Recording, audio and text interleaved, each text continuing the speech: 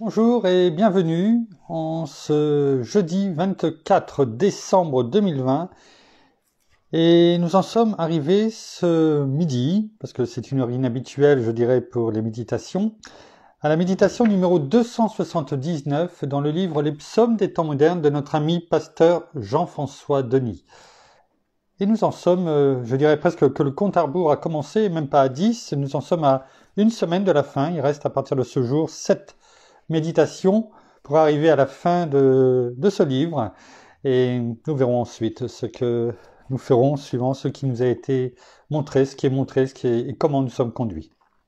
En attendant, excusez-moi, prions. Père, dans le nom de Jésus, bien-aimé Saint-Esprit, nous nous abandonnons une fois de plus entre tes mains, afin que toute chose que tu veux faire en nous, eh bien, que tu ne trouves aucune résistance. Alors, que nous te soyons offerts en sacrifice. Oh, l'autel est déjà prêt, il est déjà là, c'est notre Seigneur Jésus-Christ qui est là. Et nous pouvons sereinement venir nous allonger, car tout est prêt. Il a déjà tout accompli pour nous. C'est nous qui nous offrons en sacrifice, et il le mérite bien, parce qu'il a tout accompli pour nous. Tu as tout fait, Père, tout fait. Tu as donné ton Fils unique pour nous. Tu l'as fait venir en ce monde. Ne l'oublions pas en ces jours de fête de fin d'année, où il est bon de passer du temps en famille, avec nos proches, avec ceux que nous aimons. Mais il est bon aussi de ne pas oublier que tu nous as aimés le premier. Et c'est bien pour cela que nous sommes aujourd'hui devant toi, à te louer, à t'honorer. Alors conduis encore toutes choses ce midi, pour cette méditation en tout cas, et que ton nom soit encore glorifié au travers de tes enseignements, Seigneur. Par notre bien-aimé Saint-Esprit, pour ta gloire, Père. Amen.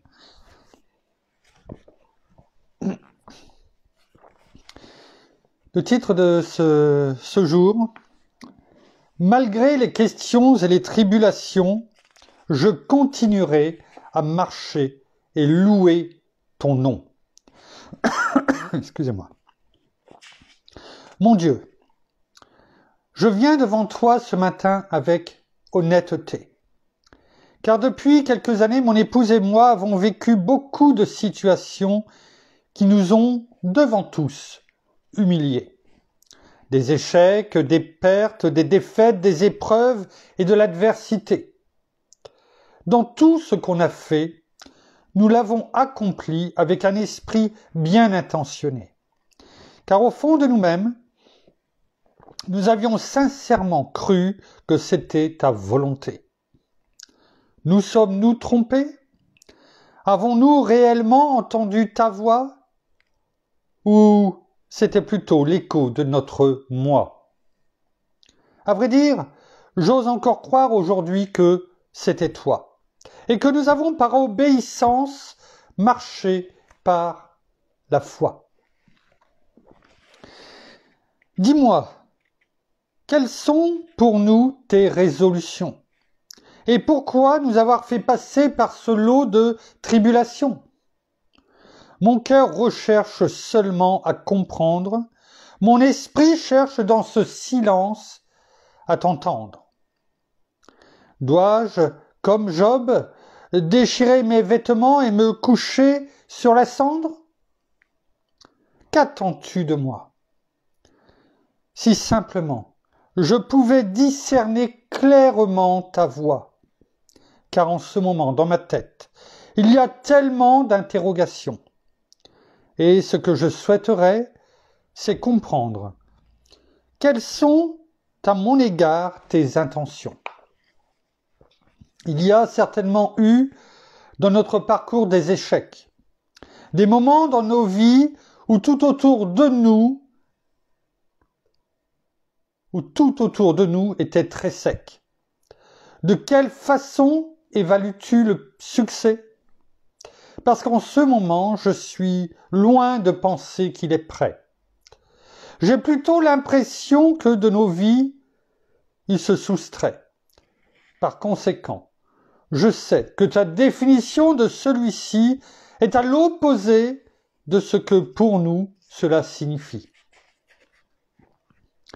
Force est d'admettre que lorsque je regarde à mon bilan passé, j'aurais vraiment souhaité mieux performer.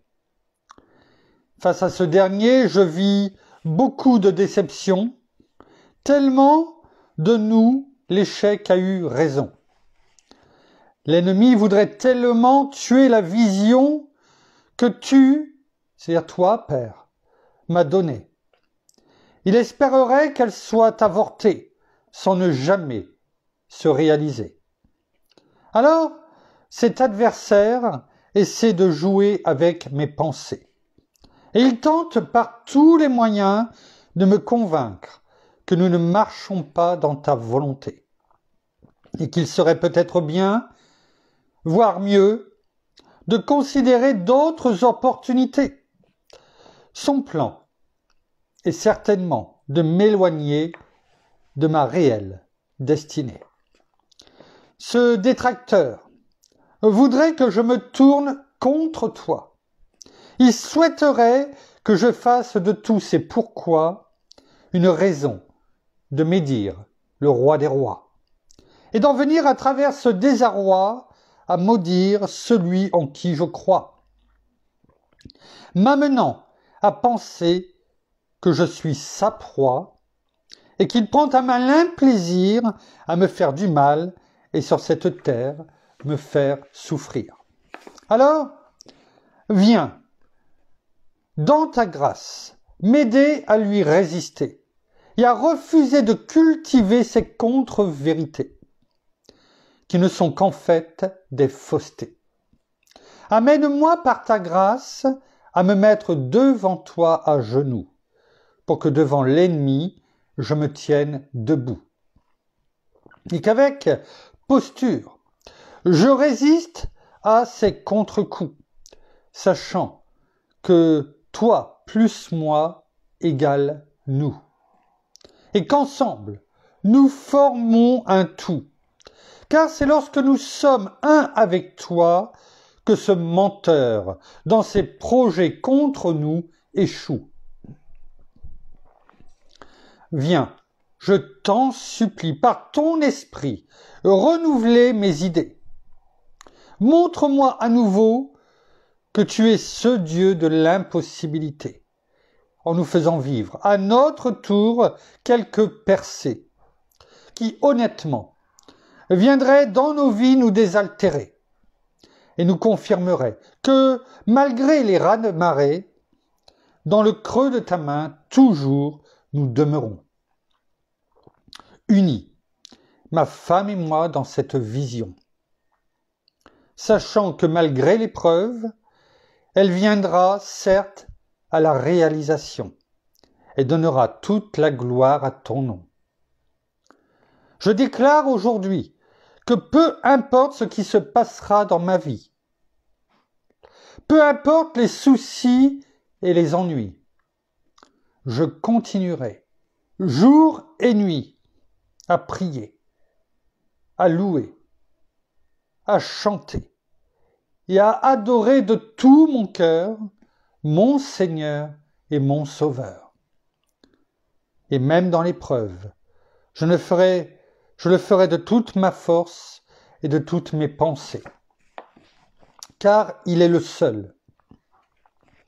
Même face à l'adversité qui mérite d'être exaltée. Non, rien ne me séparera de celui qui, par son amour, m'a sauvé. Et peu importe sur cette terre le degré de mes difficultés, mon âme continuera jusque dans l'éternité à te louer. Merci Père, merci Seigneur, merci. Bien-aimé Saint-Esprit, oh oui, nous continuerons à te louer, jour après jour. Oui. Pasteur Jean-François nous laisse une référence ce jour, qui se trouve dans Romains, chapitre 8, versets 37 à 39, et nous allons même l'élargir, parce que sinon on ne pourrait pas tout bien comprendre ces versets, et nous allons le prendre, les versets allant du verset 31 à 39. Romains chapitre 8, versets 31 à 39. Nous allons prendre le temps de lire, qui est en fait, je dirais, la continuité de ce que nous avons vu hier. Et nous apercevrons, comme nous venons de le lire, quoi que l'ennemi puisse vouloir nous faire croire, ou nous mettre en tout cas dans nos pensées, quelles que soient les difficultés, le Seigneur nous a jamais dit que nous n'aurions aucune difficulté.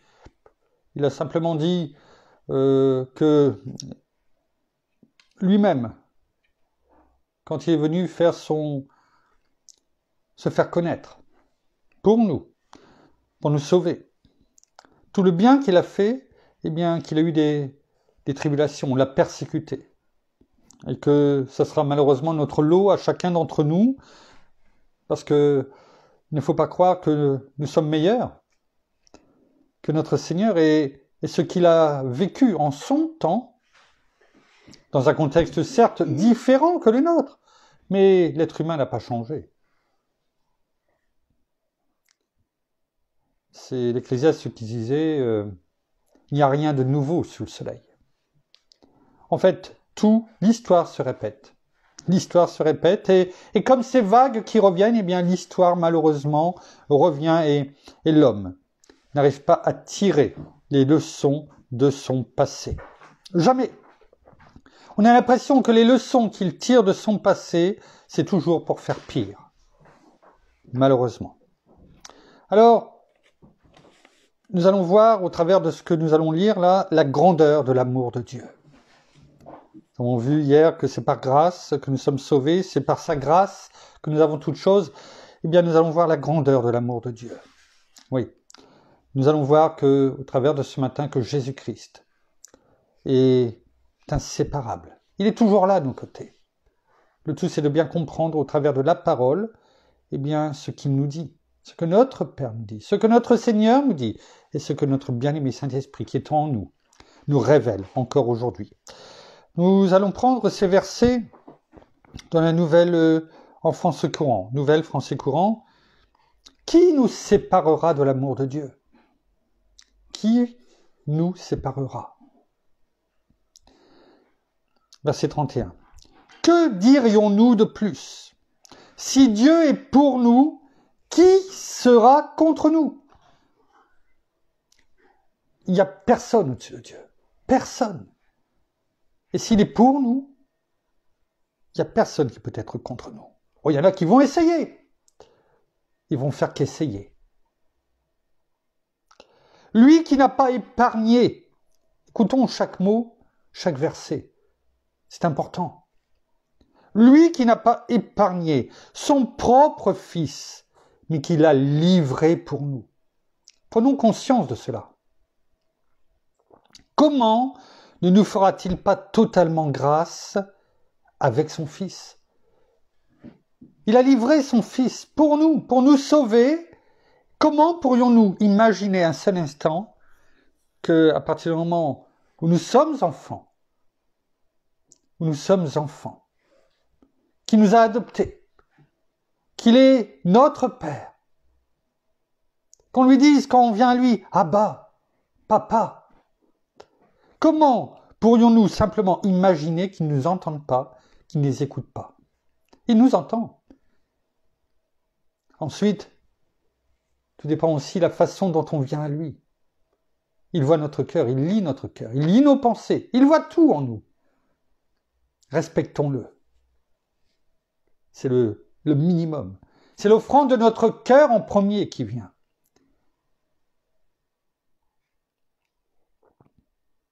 Qui accusera ceux que Dieu a choisis ? Il nous a attirés à notre Seigneur Jésus.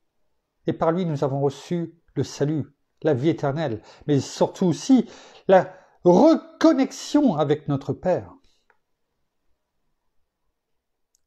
Donc qui accusera ceux que Dieu a choisis? Personne, car c'est Dieu qui les déclare justes.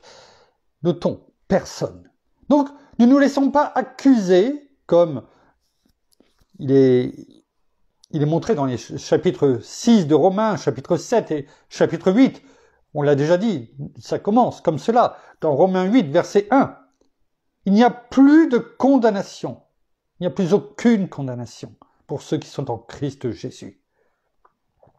Et donc, quand la parole nous dit « personne », car c'est Dieu qui les déclare justes. Oui, par le sang de notre Seigneur Jésus, par l'œuvre de la croix.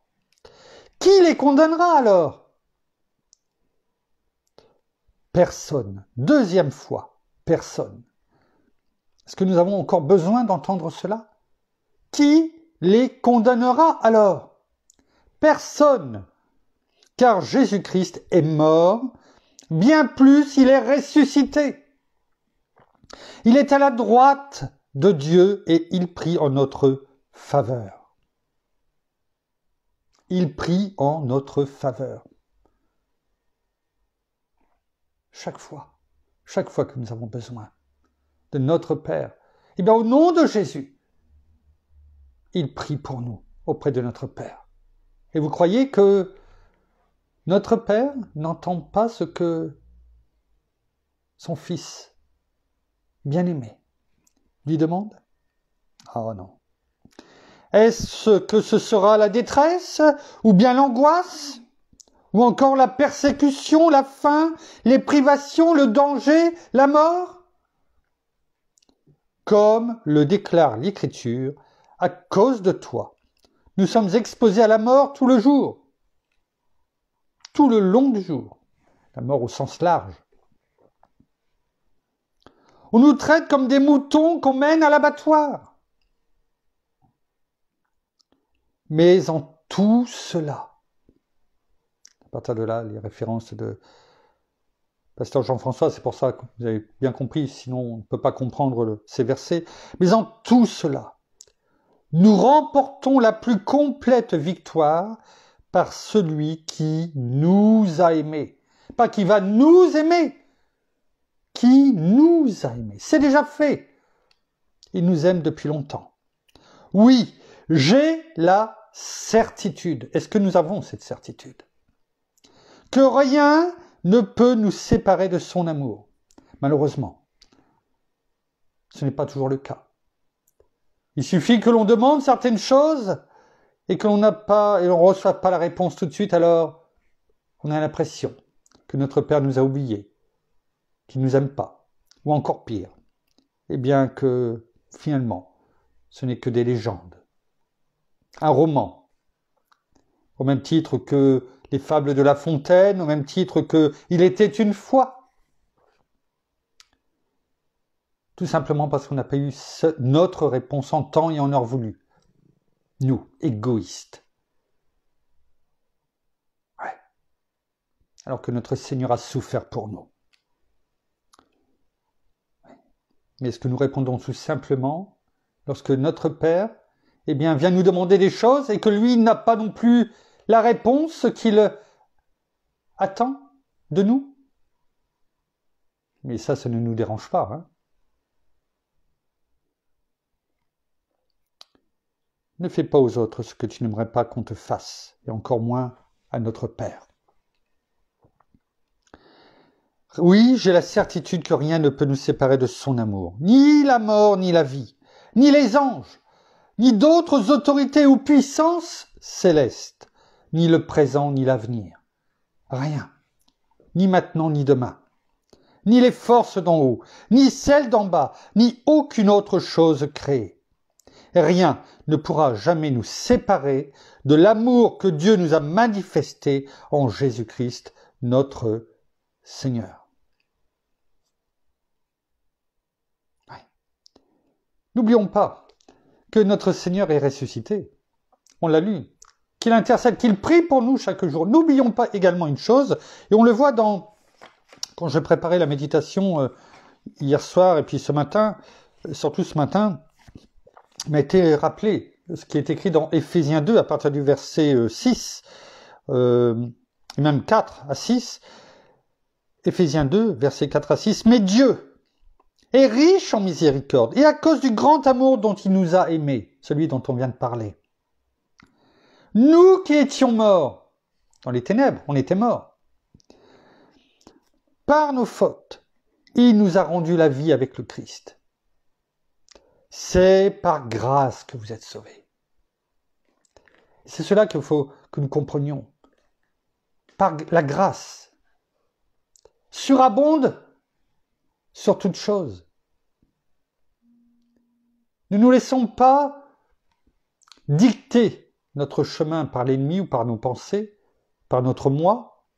Laissons la grâce de Dieu, en Christ Jésus, par notre bien-aimé Saint-Esprit, nous conduire sur le chemin sur lequel il nous a posé, planté. Mais écoutez, nous qui étions morts par nos fautes, il nous a rendus à la vie avec le Christ. Et c'est par grâce que vous êtes sauvés. On est sauvés, mais on est aussi ressuscités. Déjà, là, maintenant, écoutez, il nous a ressuscités ensemble,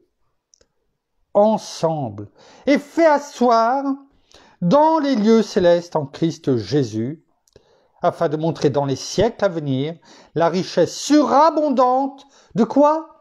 De sa grâce, par sa bonté envers nous en Christ Jésus. La grâce. C'est par celle-ci, nous, qui étions pécheurs, ont été sauvés. On ne méritait rien. Tout est un don, tout est par grâce. La grâce est un don. Et aujourd'hui encore, eh bien, il faut comprendre que nous sommes déjà ressuscités et assis à la droite de notre Père en esprit en Christ Jésus. Il est la tête, nous sommes le corps et l'ennemi est sous nos pieds et cela ne changera jamais. L'ennemi veut nous faire croire qu'il est toujours là-haut à la tête, mais la parole le dit. Vous n'êtes pas la queue, vous êtes la tête. Il est sous nos pieds. Notre Seigneur est là. Il prie pour nous, c'est ce que nous avons lu. Il prie pour nous. Il intercède pour nous. Il est notre avocat parfait, notre médiateur, notre intercesseur auprès du Père, notre souverain sacrificateur selon l'ordre de Melchisédek. Ne l'oublions pas. Nous sommes constamment accompagnés par sa présence, on le sait. On va le revoir, on l'a déjà vu, on l'a déjà médité plusieurs fois, mais on va le revoir. C'est important de le comprendre pour que nous avancions sans culpabilité, sans se laisser mener par le bout du nez. Il est écrit dans Matthieu chapitre 28, au verset 20, Matthieu, Évangile de Matthieu, chapitre 28, le dernier chapitre et comment dirais-je, le dernier verset. On va le lire dans les nouvelles français courant et en parole de vie. Même 19 parce qu'il est coupé sinon. Allez donc auprès des gens de tous les peuples et faites d'eux mes disciples. Baptisez-les au nom du Père, du Fils et de l'Esprit Saint. Enseignez-leur à pratiquer tout ce que je vous ai commandé. Et sachez-le, je suis avec vous tous les jours jusqu'à la fin du monde. Pas jusque demain, jusqu'à la fin du monde. C'est ces derniers mots qu'il disait, que notre Seigneur Jésus a dit aux disciples qui étaient là avant de monter, de rejoindre sa place dans les cieux. Et notez, il est écrit dans ce verset 20, « Enseignez-leur à pratiquer tout ce que je vous ai commandé. » C'est-à-dire qu'il leur a donné des ordres. Ce que je vous ai commandé de faire, faites-le, partagez-le. Il n'a pas dit que tout le monde va comprendre, tout le monde va accepter. Mais notre mission, eh bien, c'est de le faire. Et il a dit, sachez-le. sachez-le. C'est un impératif. Sachez-le, ne le perdez pas de vue. Je suis avec vous tous les jours jusqu'à la fin du monde. En version colombe, il est écrit dans ce dernier verset, et enseignez-leur à garder. Montre-leur, apprends-leur à faire quoi? À garder tout ce que je vous ai prescrit. Quand on a un médicament à prendre, qui nous a été prescrit par le médecin, eh bien, ce médicament qui nous a été prescrit, on ne l'éloigne pas, on ne le met pas à la poubelle. Et même quand on ne sait pas où il est, eh bien, on le cherche. On est prêt à fouiller, à fouiller, pour retrouver cette boîte. Pourquoi? Parce que si elle nous a été prescrite et qu'on ne la retrouve plus, on ne pourra pas nous en represcrire de nouveau, peut-être avant un certain moment. Et qu'est-ce qu'on va faire? Alors qu'est-ce qu'on fait? Bien, on le met dans un endroit, quelquefois tellement bien caché qu'on a du mal à la retrouver. On la garde jusqu'au prochain moment. Et ça s'enchaîne. Et là, notre Seigneur nous dit, tout ce que je vous ai commandé, tout ce que je vous ai dit, tout ce qui est écrit, mes commandements, gardez-le. Et quand vous avez l'impression d'être arrivé à la fin de ce que je vous ai dit, eh bien, ça se renouvelle. Ma prescription se renouvelle. Et continuez à l'utiliser. Parce que je serai là avec vous tous les jours jusqu'à la fin du monde. En parole de vie, il est dit dans ce verset 20, apprenez-leur à obéir. On l'a vu en Nouvelle Français courant, eh bien, il dit, ce que je vous ai commandé, ce que je vous ai prescrit, bien, ce que je vous ai commandé de faire, ce que je vous ai ordonné de faire, et là il nous dit, apprenez-leur à obéir à tous les commandements que je vous ai donnés. À certains commandements, non. À tous les commandements. On n'est pas là à choisir comme dans une salade de fruits ou voilà, qu'est-ce que je mets comme fruits dedans? Je mets un peu d'amour, un peu de joie, un peu de paix, de patience? Non, je suis pas patient, donc je mets pas de patience dedans. Ça m'intéresse pas. J'aime pas la patience. De bonté, de bienveillance, oh ça j'aime bien, ça me plaît bien ça. De douceur, avec parcimonie, pas beaucoup. De maîtrise de soi, je ne sais pas faire ça. Je n'ai pas de maîtrise, je ne sais pas me maîtriser. Ouais. Alors ça, j'en mets pas. On n'est pas là à décider ce que nous voulons prendre dans la parole. Les commandements qui nous plaisent ou qui nous plaisent pas. La parole nous dit, apprenez-leur à obéir à tous les commandements que je vous ai donnés. Et comment on peut faire cela? Eh bien, tout simplement, parce qu'il est écrit à la fin de ce verset, et moi, je suis avec vous tous les jours jusqu'à la fin du monde. On ne peut le faire que parce que notre Seigneur est avec nous. Nous en lui, lui en nous. Sinon, ce n'est pas possible à l'être humain. On ne peut pas. Et je me mets dedans, en premier. Je ne suis pas là à culpabiliser les autres. Loin de là. Je me mets dedans en premier. Je sais qui j'étais et ce que je suis aujourd'hui.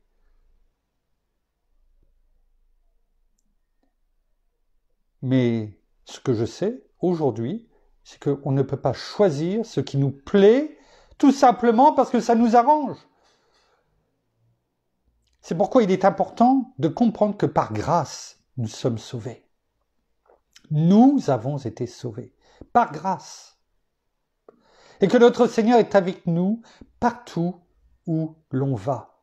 C'est pourquoi nous pouvons mettre tous ces commandements, tous ces fruits et nous en délecter. La salade de fruits est bonne. Et même s'il y avait des éléments que nous n'aimions pas dans le passé, aujourd'hui, eh bien, on les apprécie. Peut-être que certaines fois, eh bien, il faut que nous apprenions. C'est un goût nouveau pour nous. Il faut nous y habituer comme un bébé où on met petit à petit des goûts qu'il ne connaît pas et qui apprend à les apprécier. C'est un peu comme nous. Il y a certaines choses que nous n'aimions pas du tout, mais parce que notre Seigneur nous a sauvés. Eh bien, nous apprenons à apprécier petit à petit ce qu'il a mis en nous, son caractère.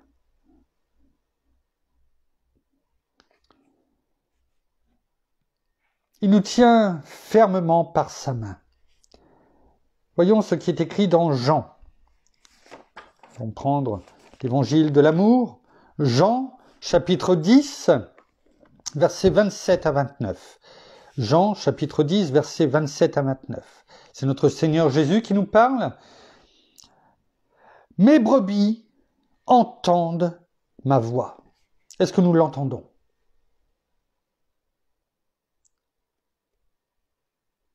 Il nous parle. Chaque jour, il nous parle. Au travers de ce que nous faisons au quotidien, au travers de sa parole que nous méditons chaque jour. Combien de fois il nous parle? Mes brebis entendent ma voix. Moi, je les connais et elles me suivent. On ne suit pas quelqu'un d'autre. On suit notre Seigneur, notre Sauveur, notre bon berger, qui nous conduit sur les chemins de la justice, en son nom. Qu'est-ce qu'il fait pour nous? Il le dit, je leur donne la vie éternelle. Pas je vais leur donner, je leur donne la vie éternelle. C'est du présent continu. Elle nous accompagne, cette vie éternelle. Elle est déjà là avec nous et elle sera là demain avec nous. Elles ne périront jamais. Et personne ne les arrachera de ma main. C'est des choses qu'il faut garder graver sur les tables de notre cœur. Parce que lorsqu'il y aura des moments de doute, de tempête, où on a l'impression, comme on le disait tout à l'heure, eh bien qu'on n'a pas la réponse qui arrive suffisamment vite, eh bien, se rappeler que notre Seigneur nous a dit, eh bien qu'elles ne périront jamais et que personne ne les arrachera de ma main. Mon Père, qui me les a donnés? Nous sommes dans la main de notre Seigneur. Oh, notre Père nous aime, nous sommes ses enfants, mais il nous a confiés à notre Seigneur Jésus. C'est bon aussi de le savoir. Est plus grand que tous. Et personne ne peut les arracher de la main du Père. Alors non seulement on ne peut pas être arraché de la main de notre Seigneur, mais il n'y a rien non plus qui nous arrachera de la main de notre Père. Rien. Et quand on sait qu'il n'y a personne de plus grand, car quand notre Seigneur Jésus, eh bien, il a reçu tout pouvoir dans les cieux, sur la terre, sous la terre, sur les anges, sur les dominations, quelles qu'elles soient. Qui est plus grand que notre Seigneur, que notre Père? Personne. Personne. Et on ne peut pas nous arracher de la main de notre Seigneur, de la main de notre Père. C'est bon de savoir cela. C'est bon quand l'ennemi vient frapper à la porte de nos pensées. Eh bien, on peut lui dire, je n'ouvre pas. Parce que toi, tu veux m'emmener du doute. Eh bien, moi, je te réponds par la foi. Que rien ne pourra m'arracher de la main de notre Seigneur ni de la main de mon Père. Alors tu peux partir. C'est pas la peine de rester. Je te ferai pas entrer. Je n'ai rien à acheter de toi. Rien. Mais à l'inverse, j'ai tout à jeter. S'il restait encore quelque chose.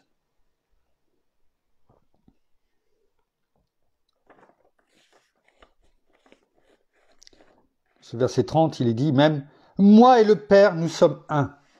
C'est pourquoi il n'y a rien qui peut nous arracher de la main de notre Seigneur ni de celle de notre Père. Nous sommes, le Seigneur Jésus est inséparable. On le voit dans ce formidable verset aussi, et ces versets, on va en prendre que un, mais du chapitre 15 de l'évangile de Jean. au verset 4 notamment, notre Seigneur nous dit « Demeurez en moi ». Il y a quand même un effort à faire. Notre Seigneur a fait, notre Père et notre Seigneur ont fait leur part. Ils ont fait le premier pas. Nous avons fait aussi, eh bien, en acceptant le Seigneur et le Sauveur de nos vies, dans nos vies, eh bien, nous avons fait aussi un pas, ce pas de foi, d'accepter, de repentance. Mais notre Seigneur nous dit, quand même, et c'est un ordre, c'est un impératif, parce que s'il n'y a pas cet impératif, eh bien, il n'y aura rien dans la suite. Ou, eh bien, ça sera ces espoirs déçus lorsqu'on demande, lorsque l'on crie, et puis qu'il n'y a rien qui arrive. Il y a aussi encore un effort à réaliser, à se corriger.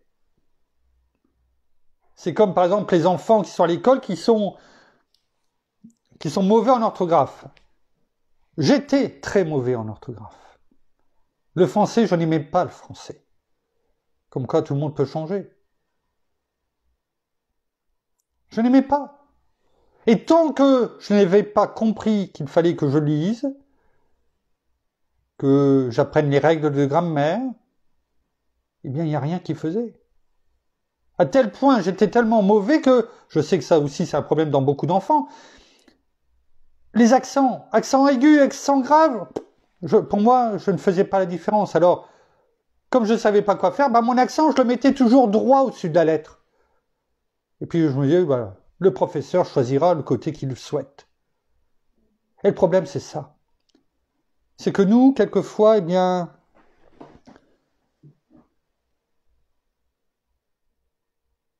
on ne sait pas quel côté prendre. Alors, on se tient au milieu. Il faut apprendre les choses. Et quand on apprend, eh bien, on progresse. Alors, ça ne vient pas comme ça. C'est pas immédiat. Mais à la fin, eh bien, on progresse. Et puis, on prend le goût à la lecture. Et puis, on en vient à lire, méditer. Et puis, à chercher en permanence dans le dictionnaire français, hébreu, grec. Comme quoi, rien n'est impossible à Dieu. Hein? Et c'est la même chose. Il faut demeurer, il faut faire sa part. Et il y a des efforts à réaliser. Et c'est ce que nous dit notre Seigneur lui-même dans ce verset 4 de ce chapitre 15. « Demeurez en moi, EZ, comme moi en vous. » Prenez exemple sur moi. Si je suis en vous, eh bien demeurez. Quand ça souffle dehors, à moins d'avoir l'obligation de sortir. Mais sinon, vous faites quoi? Vous allez prendre l'air pour le plaisir? Non, on demeure dans sa maison. Et on dit, on est bien, on est au chaud. Puis on regarde quelquefois par la fenêtre, on dit, oh, t'as vu le temps dehors? Il y a du vent, il fait pas beau, il pleut. C'est pas un temps à mettre un chien dehors. On connaît cette expression, en tout cas moi en France. Alors pourquoi, sachant que nous sommes à l'abri en notre Seigneur, eh bien, nous sommes amenés à sortir là où il fait pas beau pour notre âme. Pourquoi le faisons-nous? Réfléchissons à ça. Demeurez en moi comme moi en vous. De même que le sarment, c'est le sarment, ce qui porte le fruit, qui est accroché au cep. De même que le sarment ne peut de lui-même porter du fruit. Est-ce que si le sarment est décroché du cep, est-ce qu'il peut porter du fruit? Non. Pourquoi? Parce que la sève ne passe pas dans le sarment. Et ce sarment a besoin de la vie, de cette sève, pour pouvoir être irrigué et porter du fruit. Et c'est la même chose pour nous. Si nous ne sommes pas greffés en Christ Jésus, qui est le cep, cette sève qui est notre bien-aimé Saint-Esprit. Comment pouvons-nous penser qu'elle coule en nous si nous sommes décrochés, si on ne demeure pas en Christ? Comment pouvons-nous imaginer que la sève, qui est notre bien-aimé Saint-Esprit, qui donne la vie, coule en nous? Gardons ces images qui nous permettent de dire « Ah, maintenant oui, je comprends pourquoi » et qui nous permet de revenir et à genoux devant notre Seigneur de demander « Pardon, Père, pardon, Seigneur, je n'avais pas compris jusque maintenant. Je n'avais pas compris que je m'étais éloigné, que je n'étais plus connecté à toi et que la sève de vie ne pouvait plus passer. » Il est bon d'avoir quelquefois ces images qui nous permettent de nous reconnecter. De même que le sarment ne peut de lui-même porter du fruit s'il ne demeure sur le cep, de même, vous non plus, si vous ne demeurez en moi. C'est exactement ce que nous venons d'expliquer. Notre Seigneur est clair. Si vous ne demeurez pas en moi, vous ne pourrez pas porter du fruit. Mais par contre, la bonne nouvelle, c'est que la grâce vous a été donnée. Et cette grâce, c'est de pouvoir demeurer en moi et moi en vous.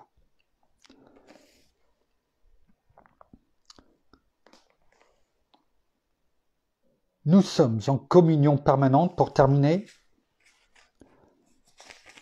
Et on le voit, quoi de mieux que de le voir dans Jean, chapitre 17, la prière sacerdotale, cet magnifique chapitre 17 de notre Seigneur, lorsque notre Seigneur prie notre Père pour nous. Merci Seigneur. Versets 22 à 24. Lorsque notre Seigneur nous dit à nous, pour que nous comprenions, mais surtout il le dit en communion avec notre Père, avec son Père, et moi.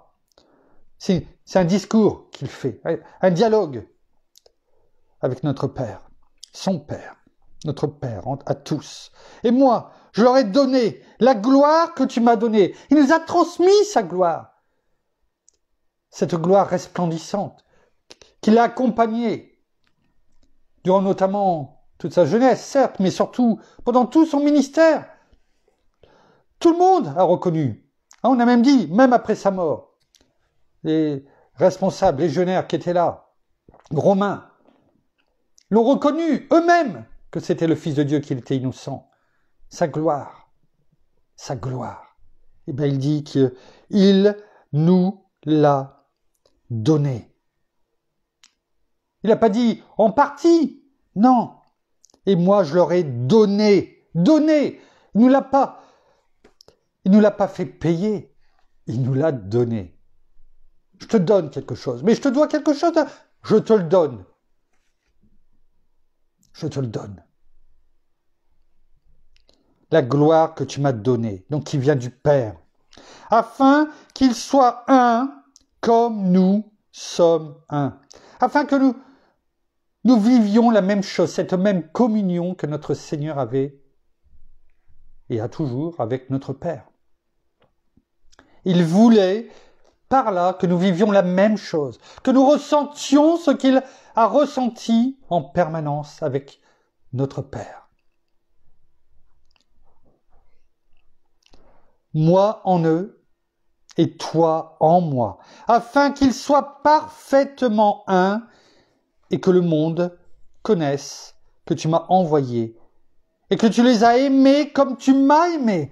Notre Seigneur nous dit, Père, il faut que le monde sache que tu aimes tes enfants, que tu m'as confiés, que tu les aimes de la même façon que tu m'as aimé. Est-ce que l'on comprend cela? Notre Seigneur nous dit, afin qu'ils comprennent que tu les aimes autant que tu m'as aimé. C'est glorieux, hein? C'est une grâce que nous avons, hein? Père, je veux que là où je suis, ce que tu m'as donné soit aussi avec moi. Nous sommes ressuscités ensemble, déjà aujourd'hui, en esprit, parce qu'il est en nous et nous sommes en lui. Ce que tu m'as donné soit aussi avec moi, afin qu'il contemple ma gloire. Et c'est ça qui est formidable, que nous contemplions sa gloire, cette gloire qu'il nous a donnée aussi, qui nous restitue. Un peu comme Moïse, dont la gloire se reflétait sur son visage. C'est ce que nous, enfin en tout cas c'est ma prière pour que nous soyons vraiment, à l'instar de Moïse, eh bien que cette gloire resplendisse sur notre visage. Celle que tu m'as donnée parce que tu m'as aimé avant la fondation du monde. C'est nouveau? Non, c'était avant la fondation du monde. Ce qui montre que tout avait été prévu dès avant la fondation du monde. Dès avant la fondation du monde. Le plan parfait a été accompli. Juste, j'avais noté de regarder dans la version Nouvelle Bible Second.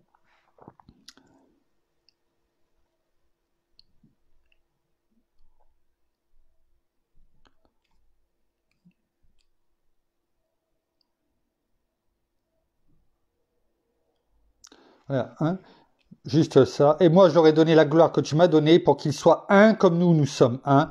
Pour moi en eux et toi en moi, pour qu'ils soient accomplis. C'est-à-dire que pour que nous ayons toute chose. Vous savez, accompli. C'est presque le dernier mot qu'il a crié à notre Père. Tout est accompli.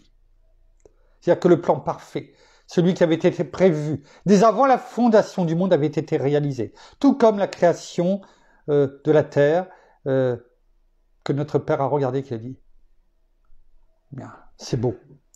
Et bien là, notre Seigneur nous dit, tout comme ces mots qu'il va prononcer peu de temps après sur la croix, eh bien il dit, moi en eux et toi en moi, pour qu'ils soient accomplis, dans quoi? Dans l'unité, c'est-à-dire un. Et que le monde sache que c'est toi qui m'as envoyé et que tu les as aimés comme tu m'as aimé. Alors, il est bon au travers de tout ce que nous avons vu ce matin, de nous rappeler combien notre Père nous a tant aimés, combien notre Seigneur notre Père nous a confié, nous aime encore de la même façon aujourd'hui, et combien nous ne faisons qu'un si nous demeurons en lui. Et quelle grâce, en demeurant en lui, nous avons. C'est une grâce. Nous avons donc, oui, la vie éternelle, la guérison, mais nous marchons dans les pas de notre Seigneur. Et c'est ce que nous devons faire chaque jour, marcher, chercher à marcher dans ses pas. Nous en lui en nous. Car rappelons-nous, notre bien-aimé Saint-Esprit nous conduit, l'Esprit de Dieu, comme on a vu hier. Alors, par grâce, nous te disons merci. Merci Père, merci Seigneur, merci bien-aimé Saint-Esprit. Nous t'appelons par la prière. Merci Seigneur, et bien encore pour ton enseignement. Merci encore pour ces paroles. Merci pour ce moment de partage où tu réunis tous tes enfants. Merci encore pour tout ce que tu fais pour nous, Père, et merci encore de ce grand sacrifice que tu as fait pour nous. C'est de donner ton Fils pour nous, tout simplement. Alors, merci parce que nous savons que oui, il est mort, mais il est ressuscité au jour d'aujourd'hui. Et nous sommes ressuscités avec lui. Nous sommes aussi assis à la droite de notre Père en Christ Seigneur Jésus. Merci pour toutes ces bénédictions. Merci pour ton amour et ta bienveillance, ainsi que ta miséricorde. Et combien ton amour est grand pour chacun d'entre nous. Alors oui, merci pour tout. Merci encore, simplement pour être là, à côté de nous, chaque jour que nous vivons, dans les moments de joie comme aussi dans les moments de tempête, dans les moments de tristesse. Nous savons que tu es là et que tu nous accompagnes malgré toutes choses. Alors oui, merci encore pour ton soutien, merci pour ta force, même si par moments, les choses sont difficiles, sont compliquées. Gardons toujours nos regards tournés vers toi, parce que tu es notre lumière, tu es notre salut, tu es notre bouclier, tu es notre intercesseur auprès du Père. C'est toi qui intercèdes pour nous, chaque jour, à chaque moment, auprès de notre Père, Seigneur Jésus. Alors merci, et nous voulons te rendre gloire et gloire à ton nom, toi notre Sauveur et notre Roi. Tu es au-dessus de tout, au-dessus de toute domination, au-dessus de tout nom, et tout pouvoir t'a été donné dans les cieux, sur la terre et sous la terre. Et combien nous sommes heureux de pouvoir t'appartenir et de pouvoir te rendre gloire chaque jour, de pouvoir t'adorer, mais surtout de pouvoir louer ton nom et de le proclamer et le déclarer et le confesser chaque jour dans nos vies. Toi, Seigneur Jésus, nous voulons encore déclarer encore aujourd'hui combien nous t'aimons. Amen. Amen. Voilà, ainsi s'achève cette méditation de ce jour. Bien sûr, nous vous bénissons abondamment de toute bénédiction spirituelle dans les lieux célestes en Christ. Avec mon épouse, et nous voulons quand même, en ce jour, vous souhaiter quand même un joyeux Noël. C'est pas aujourd'hui. Oui, mais qu'importe. Bon, au moins, je pense comme beaucoup, vous réveillonnez en tout cas aujourd'hui. Et nous vous souhaitons un joyeux Noël, en tout cas dans le sens de se réunir en famille, de passer un bon moment. J'espère en tout cas que suivant les endroits où vous habitez au Canada, au Québec, vous pourrez le faire. Nous, on a eu cette autorisation exceptionnelle de la part de notre gouvernement de le faire aujourd'hui. Mais aujourd'hui et demain un petit peu, je sais plus, enfin bon. Mais on a cette chance parce que c'est limité quand même. Donc profitons-en. Et surtout rappelons-nous en ce jour et demain, la chose la plus importante, bien que notre Seigneur Jésus, alors même si c'est pas bien sûr ce jour en tant que tel, mais enfin nous rappeler qu'un enfant nous a été donné, nous est né, et que cet enfant, c'est notre Seigneur Jésus-Christ qui est venu pour nous aider, pour nous sauver, pour nous enseigner, afin de réaliser dans nos vies tout ce que nous avons médité depuis aujourd'hui 279, je crois, c'était ça, qu'importe le nombre, méditation. Voilà, ensemble, nous vous souhaitons un agréable réveillon, en tout cas, avec tous vos proches, en tout cas, ceux qui peuvent en tout cas se déplacer. Nous vous aimons, nous vous donnons rendez-vous demain soir, en tout cas, ça c'est sûr. On vous fera parvenir l'heure pour la prochaine méditation et on continue, on tient ferme et encore plus avec tout ce que l'on a dit aujourd'hui. Nous remercions notre Seigneur, notre Père, notre bien-aimé Saint-Esprit de tout ce qu'il fait dans la vie de chacun d'entre nous. À demain. Au revoir.